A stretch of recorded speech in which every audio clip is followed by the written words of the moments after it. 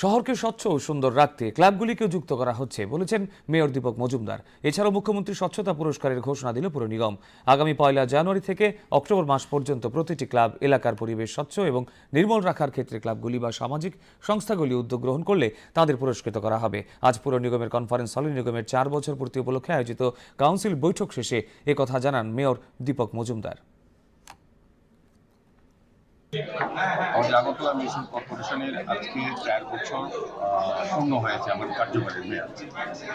আমরা 2021 সনে 8ই ডিসেম্বর আজকের দিনে আমরা দায়িত্ব নিয়েছিলাম আগরতলা শহরবাসীকে আগরতলা পৌর নিগমের নাগরিক পরিষেবা প্রদান করার ক্ষেত্রে। আমরা 4 বছর শহরবাসীকে সঙ্গে নিয়ে শহরবাসীর যে চাহিদা বা অধিকার বা সমস্যা সেগুলি সামনে রেখে আমরা বিভিন্ন পরিকল্পনার মাধ্যমে আমরা শহরকে বিভিন্নভাবে সাজানোর চেষ্টা করেছি।